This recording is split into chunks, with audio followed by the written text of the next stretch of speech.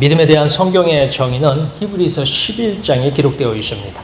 사실 믿음이라는 것은 이렇게 단순하게 한 면만 있는 것이 아니에요. 우리 여신들이 좋아하는 보석이 있죠. 언젠가 보니까 그 보석을 수집하는, 보석을 찾는 사람들이 있는데 그 사람들이 어떻게 보석을 찾느냐 했더니 강가에 나서 돌을 골라요. 아마 그 나라에는 이렇게 보석들이 강의 돌처럼 이렇게 가끔 섞여서 돌아다니나 봐요. 근데 우리는 아무리 봐도 돌인데 그 사람들 눈에는 그 돌들 중에 보이나 봐요. 돌들 중에 몇 개를 이렇게 주워다가 그것을 갖다가 이렇게 자르더라고요. 아무튼 이렇게 막 돌아가는 것을 연마기로 해가지고 딱 자르니까 보석이 그 중에 보석이 있더라고요. 제 눈에는 아무리 봐도 다 돌인데 그 사람들 눈에는 보석과 돌이 구별이 되는 것 같아요. 근데 믿음이 이와 같습니다. 믿음이 우리 눈에는 돌처럼 보이지만 예수님의 눈에는 어떻게 해요? 보석같이 보이는 것 같아요. 그래서 이 믿음에 대한 가장 성경의 정의는 히브리서 11장에 기록되어 있습니다. 성경에는 믿음에서 승리한 사람들이 이 삶을 추적하고 그 삶을 이야기를 모아서 기록했습니다. 거기서 뽑은 믿음으로 승리한 사람들을 우리는 흉내내면 됩니다. 믿음의 가장 간결한 정의는 히브리서 11장 6절에서 믿음이 없이는 하나님을 기쁘시게 하지 못하나니 하나님께 나가는 자는 반드시 그가 계신 것과 또한 그가 자기를 찾는 자들에게 상 주신 이심을 믿어야 할지니라 라고 합니다. 이 말씀은 사실은 구약 성경에 죽지 않고 하나님 나라에 들어가는 에녹의 삶을 설명한 얘기입니다. 에녹이 어떻게 살아서 하나님 나라에 들어갔느냐, 어떻게 살아서 죽지 않고 하나님 나라에 들어갔느냐 하는 이야기는 간단해요. 뭐냐면 그가 믿음으로 하나님을 기쁘시게 하였다 했습니다. 그 믿음이 어떤 거냐?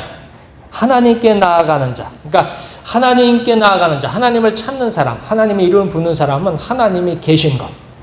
그러니까 우리가 기도할 적에 우리는 뭘 생각해야 된다고요?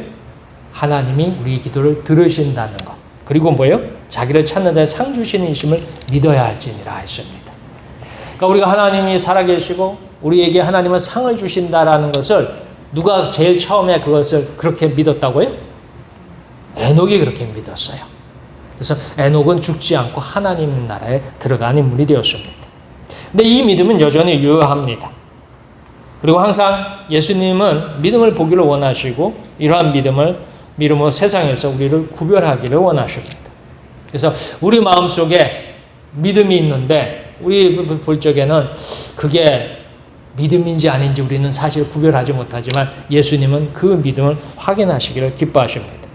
사실 이 믿음은 우리 안에 처음부터 있었던 건 아니에요. 하나님께서 우리에게 믿음을 마치 씨앗을 심듯이 여러분들이 곡식이나 채소에 씨앗을 심듯이 하나님께서 우리에게 심어주신 거예요. 그리고 그 믿음이 어떻게 해요? 그 믿음을 성장시키고 보존하는 것은 우리의 책임과 의무입니다. 그러나 대다수 사람들은 믿음을 빼앗기거나 잃어버리거나 잊어버리거나 심지어 믿음을 소멸하고 있습니다. 오늘 성경은 믿음을 잊어버린 세대를 보여주고 있습니다. 반드시 우리는 믿음을 받았으면 믿음을 잘 간직하고 성장시켜야 합니다. 그것이 예수님께서 십자가에서 우리를 위해서 피 흘리신 이유입니다. 우리 모두 믿음을 성장시키고 승리하기를 축원합니다. 예수님께서 베드로와 야고보와 요한을 데리시고 산에 올라가서 놀라운 변화를 보여주셨습니다. 그러면 나머지 제자들은 뭐 했느냐? 산 아래에서 기다리고 있었어요. 그리고 산 아래에 머물던 제자들에게 많은 사람들이 찾아왔습니다. 그 제자들을 찾아와서 예수님이 하던 일들을 요구합니다. 예로부터 스승과 제자는 가르치고 배우는 관계입니다. 그래서 제자들이 오랫동안 스승을 따라다니면서 스승의 지혜와 지식과 경험들을 배워요. 그리고 나서는 뭘 해요? 스승이 하던 일을 제자들이 어떻게 해요? 똑같이 하게 되죠. 그래서 여러분들도 학교에 가서 이제 배우고서 어떻게 해요? 배운 것을 또 세상에 나와서 또 사용하잖아요. 그런 식으로 예수님도 이 제자들에게 가르쳤습니다. 어느 정도 스승에게 배우면 스승이 하는 것을 할 줄도 알아야 합니다. 자, 예수님께서 귀신을 쫓아내고 질병을 고치시고 많은 문제를 해결하셨습니다. 이제 제자들도 어떻게 해요? 이것들을 스승에게 배웠으니까 어떻게 해요? 할 수 있어야 돼요. 근데 제자들은 예수님 없이 모든 것이 불가능합니다. 우리 다 함께 14절에서 21절까지 말씀을 읽겠습니다. 그들이 무리에게 이르매 한 사람이 예수께 와서 꿇어 엎드려 이르되 주여 내 아들을 불쌍히 여기소서. 그가 간질로 심히 고생하여 자주 불에도 넘어지며 물에도 넘어지는지라. 내가 주의 제자들에게 데리고 왔으나 능히 고치지 못하더이다. 예수께서 대답하여 이르시되 믿음이 없고 패역한 세대여, 내가 얼마나 너희와 함께 있으며 얼마나 너희에게 참으리요. 그를 이리로 데려오라 하시니라. 이에 예수께서 꾸짖으시니 귀신이 나가고 아이가 그때부터 나으니라. 이때 제자들이 조용히 예수께 나와 이르되 우리는 어찌하여 쫓아내지 못하였나이까. 이르시되 너희 믿음이 작은 까닭이니라. 진실로 너희에게 이르노니 만일 너희에게 믿음이 겨자씨 한 알만큼만 있어도 이 산을 명하여 여기서 저기로 옮겨지라 하면 옮겨질 것이요 또 너희가 못할 것이 없으리라. 아멘. 처음에 시작할 때 그들이 나옵니다. 여기 그들이란 건 예수님과 세 제자들이에요. 그러니까 무리에게 이른다. 무리에게 이름해야 되어 있습니다. 그 무리는 이 12명의 제자들 중에 이 3명을 뺀 나머지 제자들, 그리고 그 제자들을 찾아온 사람들입니다. 자, 예수님께서 산에서 내려오고 산 아래에서는 많은 제자들과 많은 무리들이 있는 거예요. 근데 그곳에 오니까 한 남자가 예수님을 찾아와서 엎드려서 기도를 합니다. 엎드려서 요청을 해요. 뭐냐면 내 아들을 불쌍히 여기소서. 내 아들이 뭐예요? 간질이 있는데 그래서 어려서부터 어디에도 넘어지고 불에도 넘어지고 물에도 넘어집니다. 그래서 고쳐주길 원해서 데려왔습니다. 라고 얘기를 해요. 근데 이제 고쳐주기 위해서 데려왔는데 사실은 고쳐줄 수 있어요? 없어요? 못하는 거예요. 그래서 얼른 일러요. 당신의 제자들은 능력이 없습니다. 라는 식으로 뭐냐면 내가 주의 제자들에게 데리고 왔으나 능히 고치지 못하더이다. 라고 합니다. 그리고 예수님의 대답이 나옵니다. 예수님이 그 대답을 듣고서는 하시는 말씀이 뭐라고 하냐면 믿음이 없고 패역한 세대여, 내가 얼마나 너희와 함께 있으며 얼마나 너희에게 참으리요. 그를 이리로 데려오라. 그러니까 그 제자들이 못 고쳤으니까 제자들한테 꾸짖는 것인지 아니면 이 전체를 향해서 하는 것인지 모르겠지만 아무튼 예수님이 화를 내시면서 데려오라고 합니다. 그리고 예수님이 어떻게 해요? 그 아이에게서 귀신을 쫓아내줘요. 그래서 아이가 낫더라 하는 것입니다. 자, 그 후에 제자들이 예수님께 물어요. 뭐라고 하냐면 우리는 어찌하여 쫓아내지 못하였나이까. 이 말인즉슨 뭐냐면 그러고 나서 이제 그렇게 얘기를 하니까 예수님께서 대답을 하십니다. 뭐라고 하냐면 너희 믿음이 작은 까닭이니라. 그러니까 믿음이 좀 크면 어떻게 해요? 쫓아낼 수 있었고 믿음이 작았으니까 못 고쳐졌다는데 믿음이 없다라는 건 아니에요. 믿음이 있는데 뭐라고요? 작다라고 얘기를 하십니다. 자, 그러면 전체적으로 보면 이 얘기를 가만히 들어보면 이런 거예요. 제자들에게 평소에도 귀신 들린 사람이나 병에 걸린 사람이 오면 제자들도 뭘 했다는 거예요? 쫓아내기도 하고 고치기도 했다는 거예요. 그러니까 뭐냐면 예수님이 현장에는 없었지만 그 제자들이 있길래 그 귀신 들린 자기 아들을 데려왔어요. 데려왔으니까 제자들이 뭘 하려고 했을까요? 아무튼 고치려고 했겠죠. 근데 어떻게 해요? 못 고쳤어요. 그 얘기는 뭐냐면 평소에도 이 제자들이 예수님을 따라다니면서 배웠는지 경험을 했는지 뭔가 예수님이 하던 일들을 어떻게 해요? 조금씩 흉내내서 하기 시작했다는 소리예요. 다만 오늘은 어떻게 해요? 성공한 게 아니라 뭐 한 거예요? 실패한 거예요. 가만히 생각해 보니까 이 예수님이 그 자기들이 평상시 했는데 오늘만은 그렇게 못했더라 하는 것입니다. 그래서 이제 이 사역에 실패하고서 예수님께서 말씀하시는데 너희 믿음이 작은 까닭이니라 하십니다. 제자들의 믿음이 어느 정도였느냐 해서 이제 하는데 오늘 성경은 예수님께서 충격적인 얘기를 해요. 너희 믿음이 뭐만큼만 있어도 겨자씨 한 알만큼만 있어도 뭐라고요? 산을 뽑아서 옮기는데 그러니까 너희가 못한 건 너희가 믿음이 작다는 건 뭐보다 작다는 거예요? 믿음이 겨자씨 한 알만보다 작다는 거예요. 모래알만 한가요? 아무튼 아마 믿음이 굉장히 이 제자들에게 믿음이 없다라는 얘기는 하진 않았어요. 제자들에게 믿음이 있긴 있어요. 그런데 그 믿음이 뭐예요? 너무 작다라는 거예요. 즉 여전히 믿음이 성장하지 못하고 있습니다. 예수님은 제자들을 믿음이 없고 패역한 세대로 꾸짖으시지만 결국 그들이 받은 작은 믿음이 자라지 못하고 있습니다. 왜 아직 믿음이 자라지 못하고 있을까요? 믿음이 자라야 되는데 예수님이 우리에게도 똑같이 뭐예요? 믿음의 씨앗을 심으셨어요. 여러분들이 봄이 오면 우리 화단에도 상추를 이렇게 심어놨더라. 그건 언젠가 뭐예요? 누군가 상추씨를 언젠가 이렇게 심었기 때문에 그 싹이 났겠죠? 상추씨도 되게 작죠. 그것들이 바람이 날아가면 뭐 상추씨, 당근씨 뭐 이런 것들은 굉장히 작아요. 심지어는 참깨, 뭐 들깨 이런 것도 굉장히 씨앗이 작아요. 근데 그 씨앗을 어떻게 해요? 누군가 언젠가 심었기 때문에 거기서 싹이 난 거겠죠. 근데 예수님께서도 하나님께서도 우리 안에 우리 중심에 믿음을 심으셨어요. 근데 그 믿음이 어떻게 되기를 바라신다고요? 예, 성장하길, 자라길 바라세요. 처음엔 작을지라도 점점점 커지기를 바라십니다. 자, 그럼 왜 자라지 못하고 있느냐? 우선 예수님에 대해서 잘 알아야 합니다. 예수님에 대해서 정확하게 알아야 합니다. 우리가 사도신조를 외우는 이유가 여기에 있습니다. 예수님에 대한 가장 정확한 성경이 전하는 모든 내용을 압축해 놓은 게 여러분들이 그 주일날 예배마다 하는 그 사도신조, 사도신경이라고 하죠. 거기에 있습니다.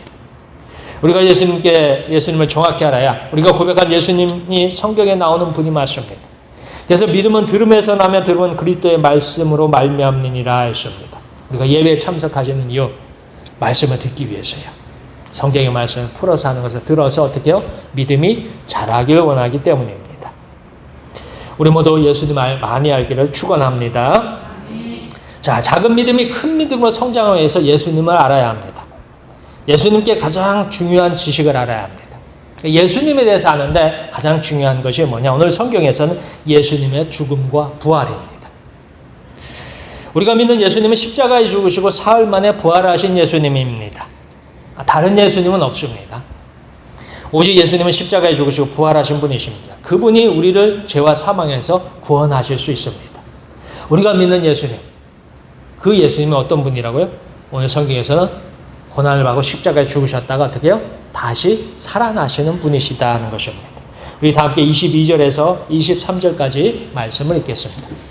갈릴리에 모일 때에 예수께서 제자들에게 이르시되 인자가 장차 사람들 손에 넘겨져 죽임을 당하고 제3일에 살아나리라 하시니 제자들이 매우 근심하더라. 아멘. 마태복음 16장에서 예수님께서 제자들에게 묻습니다. 너희는 나를 누구라 하느냐? 예수님은 누구신가 묻는다면 우리는 베드로의 대답을 갖다가 쉽게 고백을 해요. 주는 그리스도 살아계신 하나님의 아들이십니다 라고 대답을 합니다. 그러나 이것은 베드로의 고백이지 우리의 고백은 아닙니다. 우리가 할 수 있는 가장 완벽한 고백, 가장 완벽한 답은 뭐냐? 여러분들이 늘 하는 그 사도신조예요. 사도신경이라고도 하죠. 우리가 사도신경이나 사도신조를 고백하는 이유는 이것들이 예수님에 대한 가장 정확한 답이에요. 성경을 창세기부터 요한계시록까지 모든 내용 중에 우리의 구원을 위해서 우리가 고백할 수 있는 최선의 믿음의 답이 이 사도신조다 하는 것입니다. 이것이 가장 성경적인 완전한 답입니다. 제자들의 믿음이 성장하는 과정은 예수님의 십자가와 부활 그리고 오순절 성령 강림입니다. 제자는 예수님과 동행할 때 믿음이 자라지 못했습니다. 여러분들이 성경을 읽어보면 창세기로부터 쭉 읽어보면요. 믿음의 조상 아브라함, 그리고 이삭, 야곱 쭉 나오는데 이 사람들이 믿음이 성장하기 시작한, 믿음이 씨앗이 심겨질 때는 보통은 이제 부모로부터, 조상들로부터 하나님에 대한 이야기를 들 적에 믿음의 씨앗이 심겨져요. 근데 이 믿음의 씨앗이 자라기 시작하면 언제 자라기 시작하면 바로 하나님을 만나면서부터 자라기 시작해요. 그때부터 본격적으로 믿음이 성장하기 시작합니다. 그리고 그 다음에 더 성장하는 거 뭐냐면 그의 삶이 고난으로 연단받을 적에 크게 성장해요. 그러니까 우리가 오늘 성경에도 보면 예수님을 만나서 제자들이 예수님을 따라다니면서 배웁니다. 이때는 믿음의 씨앗이 심겨진 때예요. 이때는 믿음의 씨앗이 자라질 않습니다. 근데 이들이 믿음이 자라기 시작하는 게 언제부터 자라느냐? 예수님이 십자가에 죽으시고 부활하신 예수님을 만나고서부터. 자, 예수님이 십자가에 죽으셨어요. 그 죽으시니까 사람들은, 이 제자들이 깜짝 놀랍니다. 자기들이 예수님을 따라다니는 이유가 뭐예요? 그 예수님께서 하나님 나라를 만들 줄 알았어요. 어디다가요? 예루살렘에 만들 줄 알았어요. 예수님에게는 권세가 있고요, 지식이 있고요, 지혜가 있고요, 능력이 있어요. 그리고 백성들의 인기가 있어요. 많은 백성들이 예수님을 따라다녀요. 그것만 봐도 백성들이 뭉쳐가지고 모여가지고 우리가 예수님을 왕으로 만듭시다 하면 어떻게 해요? 될 줄 알았어요. 그래서 예루살렘까지 올라갔습니다. 그런데 예수님은 어떻게 됐어요? 왕이 된 게 아니라 십자가에 달려서 죽어버린 거예요. 그러니까 이 제자들이 큰 고통을 받고 너무도 어처구니 없는 것입니다. 예수님 나라를 바라고 따랐던 제자들, 천국을 소망했던 많은 사람들이 좌절하고 낙담하고 포기하고 어떻게 해요? 뿔뿔이 사방으로 다 흩어져버려요. 이렇게 흩어졌는데 그들 앞에 죽었던 그 예수님이 어떻게 해요? 살아서 나타납니다. 그때부터 제자들의 믿음이 성장하기 시작해요. 그때부터 제자들의 믿음이 자기 소유의 믿음이 되기 시작합니다. 그때 제자는 예수님에 대해서 어렴풋이 알게 됩니다. 우리가 따르는 스승님, 우리가 믿는 그 예수님이 하나님의 아들이시고 그 예수님에게는 죽음을 이기는 능력이 있고 그 예수님에게는 성경에 나온 약속들이 완성되어지는 분이다라는 것입니다. 그 이전까지는 그냥 들었을 뿐이에요. 들은 것은 내 지식이 안 돼요. 근데 내가 직접 해보면은 뭐예요? 그때부터 내 지식이 되는 거예요. 자, 그렇게 됐을 때 이들은 이제 예수님에 대해서 알게 됐습니다. 자, 그렇게 오순절에 마가의 다락방에서 성령을 받습니다. 성령을 받고 난 다음에 이 제자들이 완전히 예수님에 대해서 알게 됩니다. 성령께서 예수님에 대한 지식을, 예수님에 대한 능력을, 예수님에 대한 모든 것들을 제자들에게 가르쳐 주셔요. 이제 제자들은 큰 믿음의 소유자가 되었습니다. 이렇게 믿음은 우리가 보는 것보다 많은 것을 보고 듣는 것보다 많은 것을 깨닫고 아는 것보다 더욱 많은 것을 알게 합니다. 믿음이 가지고 있는 놀라운 힘이에요. 믿음은 우리가 조금을 보았을지라도 더 많은 것을 본 것처럼 알게 해요. 우리가 조금을 들었을지라도 믿음은 더 많은 것을 깨닫게 해요. 그리고 믿음은 우리가 보지 못하는 것을 보는 것처럼 살게 합니다. 그래서 우리에게 믿음이 필요한 이유예요. 완전하신 예수님, 우리가 믿는 예수님은 죽음을 이기신 분이십니다. 그 예수님을 우리는 사실은 보지 못하고 믿기 시작했어요. 그런데 우리가 그 예수님을 만날 수가 있습니다. 그 죽음을 이기신 예수님이 바로 죄를 이기신 분이십니다. 우리를 구원하신 예수님을 더욱 많이 알기를 축원합니다. 자, 마지막으로 예수님을 믿으면 하나님의 자녀가 됩니다. 우리는 예수님을 위해서 하나님의 자녀가 되었습니다. 그래서 우리는 하나님을 아버지라 부릅니다. 왜 아버지라 부르느냐? 하나님께서 우리의 아버지가 되셨어요. 우리가 예수님께서 하신 일을 인정하고 받아들이고 영원한 하나님나라의 백성이 되었습니다. 우리 다 함께 24절에서 27절까지의 말씀을 읽겠습니다. 가우다움에 이르니 반세겔 받는 자들이 베드로에게 나와 이르되 너희 선생은 반세겔을 내지 아니하느냐? 이르되 내신다 하고 집에 들어가니 예수께서 먼저 이르시되 시몬아 내 생각은 어떠하냐? 세상 임금들이 누구에게 관세와 국세를 받느냐? 자기 아들에게냐 타인에게냐? 베드로가 이르되 타인에게니이다. 예수께서 이르시되 그렇다면 아들들은 세를 면하리라.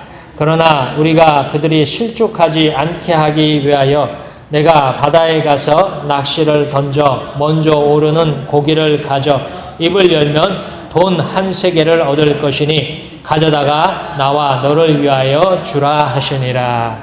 아멘. 자, 오늘 예수님이 살던 시대 기원 전후죠.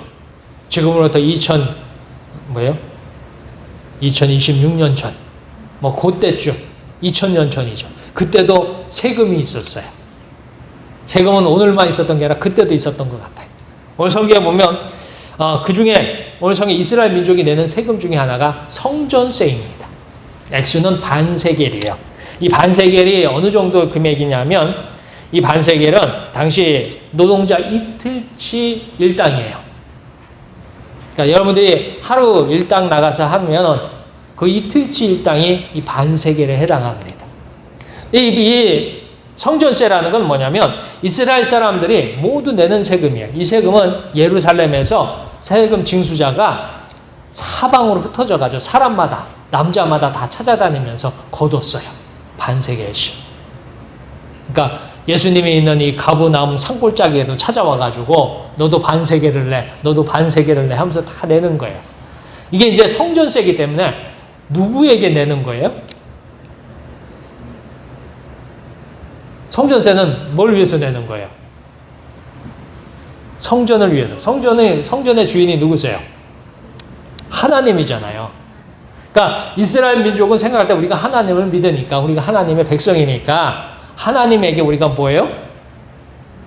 세금을 낸다. 뭐 이런 생각을 가지고 있어서 낸 거예요. 왜냐하면 이 성전세라는 건 당시에 성전을 건축하기 위해서 오랫동안 진행했습니다. 그래서 이 성전이 아무튼 로마 제국 전체에서도 가장 크고 웅장한 화려한 성전이었다고 해요. 예루살렘에 있는 하나님의 성전이. 근데 이 성전세를 거두러 왔어요. 그러니까 이게 하나님 앞에 드리는 세금이에요. 요즘은 뭐 하나님 앞에 드리는 세금 이렇게 표현할 수 없지만 당시에는 이게 일반화됐고 많은 이스라엘 민족이 세금을 내야 됩니다. 자, 예수님은 세금을 내야 하는데 세금에 대해서 이런 말씀을 하셔요. 세상의 임금이 세금을 거둘 적에 아들에게 걷느냐 타인에게 걷느냐라고 얘기해요. 그러니까 베드로가 뭐라고 대답해요? 임금이 세금을 백성들한테 거둘 적에 자기 아들에게는 걷어야 안 걷어요? 안 걷고 누구에게만 걷어요? 타인에게 걷는다라는 거예요. 자, 뭐 사실은 오늘날에는 아들이든 타인이든 상관없이 국가에서 다 걷어가죠. 아무튼 대통령 아들도 어떻게 해요? 세금 내잖아요. 대통령 딸도 세금을 다 내게 되어 있어요. 근데 뭐 이 시절에는 임금님 마음이에요. 그래서 임금님 마음인데 아들들한테는 세금을 걷지 않습니다. 자, 당시 임금 통치자들은 타인에게서 세금을 걷었어요. 이제 예수님이 묻습니다. 그렇다면 아들에게는 왜 세금을 걷지 않았을까? 이유는 간단합니다. 아들이기 때문이에요. 내 핏줄이기 때문에 안 걷어요. 근데 예수님이 뭐라고 해요? 지금부터는 세금을 어떻게 해요? 오늘 성경에 예수님이 그래요. 타인에게서 걷는다라고 베드로가 되니까 그러면 아들들은 뭐 한다고요? 세를 면하리라. 그러니까 세금을 낼 거다 안 낼 거다? 안 낸다라는 거예요. 그러니까 예수님께서 하시는 말씀이 뭐라고 하냐면 그렇다면 아들들은 세를 면하리라. 이 얘기는 뭐냐면 이제 너희는 세금을 낸다 필요가 있다 없다? 없다. 이유가 뭐예요? 너희들은 하나님의 아들들이다라는 말을 예수님께서 돌려서 하시는 말씀이에요. 다만 뭐예요? 세상 사람들이 시험에 들까봐 뭐예요? 세상 사람이 실족할까봐 어떻게 해요? 세금을 낼 뿐이다라고 얘기하십니다. 그러니까 예수님의 말은 정확하게는 너희가 이제부터는 하나님의 아들이다라는 말입니다. 지금까지 세상 모든 사람이 하나님의 아들이라고 하지 않습니다. 오직 예수님만이 이렇게 말씀하십니다. 오늘날 교인은 성도는 자연스럽게 하나님을 아버지라고 부릅니다. 이유는 우리가 예수님을 믿었기 때문입니다. 우리 다 함께 요한복음 1장 12절에서 13절까지 말씀 찾아서 읽겠습니다. 신약성경 142쪽입니다. 영접하는 자 곧 그 이름을 믿는 자들에게는 하나님의 자녀가 되는 권세를 주셨으니 이는 혈통으로나 육정으로나 사람의 뜻으로 나지 아니하고 오직 하나님께로부터 난 자들이니라. 바로 예수님께서 하신 일을 인정하고 받아들이고 믿으면 성경에서 우리는 하나님의 자녀가 되었습니다. 이것은 혈통적으로 또는 오늘 성경에 보면 육정으로 사람의 뜻으로 나지 아니하였다 했습니다. 혈통이라는 건 뭐예요? 족보에 그러니까 아브라함의 족보, 우리는 아브라함의 족보가 아니죠. 저는 박씨 집안의 족보를 가지고 있어요. 그러니까 각 집안마다 족보가 있는데 아브라함의 족보가 아니에요. 그러니까 우리는 혈통과 상관이 없어요. 두 번째 육정. 육정은 뭐예요? 친한 사이, 가까운 사이예요. 그러니까 혹시 여기서 유대인 아시는 분 계세요? 유대인을 나는 알고 있다. 최소한 유대인은 알아야 하나님 자녀가 될 거 아니에요. 육정이라는 건 뭐예요? 아, 나 이 사람하고 친해. 나 이 사람하고 가까워. 나 이 사람하고 뭐예요? 형제 같아. 뭐 이런 거예요. 그러니까 잘 아는 사이. 어렸을 때부터 같이 자라서 서로 너무너무 잘 알아. 이런 게 육정이에요. 육체적인 정이다 해가지고 육정이라고 합니다. 그리고 사람의 뜻, 사람의 생각, 의지, 뭐 사람의 법 이런 걸로 된 것이 아니다라는 것입니다. 무엇으로 된 거예요? 하나님께로부터 난 자들이다라는 것입니다. 하나님으로 말미암아 되었다는 거예요. 우리가 예수님을 영접하고 그분을 믿는 자들이 하나님의 자녀가 되는 권세를 주셨습니다. 오늘 예수님께서 하는 말이 아들들은 면제하리라 했어요. 면하리라. 그 다음에 아들들은 세를 면하리라 한 이야기는 뭐냐면 너희가 이제부터는 뭐예요? 하나님의 아들이다라는 것입니다. 누구를 믿어서요? 예수님을 믿어서. 오직 하나님의 뜻으로 가능합니다. 하나님께서 이렇게 정하셨습니다. 우리가 이렇게 하나님을 아버지로 부르는 하나님의 뜻입니다. 우리가 예수님을 믿는 이유도 성령께서 우리에게 믿음을 주셔서 가능합니다. 우리가 예수님을 믿는 그 첫 믿음, 우리가 고백했던 그 고백이 사실은 하나님께서 주신, 성령께서 주신 믿음의 씨앗이었어요. 이제 그 믿음의 씨앗이 여러분들 안에서 자랄 것입니다. 그리고 지금까지 자라왔어요. 그리고 앞으로도 더 어떻게 해요? 자라야 합니다. 그게 얼마나 크게 자라는지 우리는 아직 몰라요. 다만 오늘 성경에서 보니까 뭐예요? 겨자씨 한 알만큼도 못 자란 제자들이 예수님한테 혼나고 있어요. 근데 우리도 뭐예요? 우리의 믿음이 얼마나 자랐는지는 모릅니다. 다만 우리가 어떻게 해요? 믿음이 자라기 위해선 첫 번째는 예수님을 알아야 돼요. 예수님을 정확히 알아야 돼요. 여기 예수님에 대한 가장 정확한 것은 우리가 사도신조의 고백에 나옵니다. 그리고 두 번째는 뭐예요? 우리가 삶에서 예수님 말씀을 따라서 살아야 돼요. 자꾸 순종하셔야 믿음이 자라요. 불순종하면 어떻게 될까요? 믿음이 아마 쫄아드는지 믿음이 사라지는지 믿음이 깨어지는지는 잘 모르겠어요. 그러나 불순종하면 믿음이 자랄 일은 없어요. 우리가 한 주간을 살아갈 적에 하나님께서 원하시는 선택을 매번 할 때마다 어떻게 우리의 믿음은 점점 자라는 줄 믿으시길 축원합니다. 남은 3일간도요 예수님을 알고 순종하는 모두가 되기를 축원합니다. 기도하겠습니다.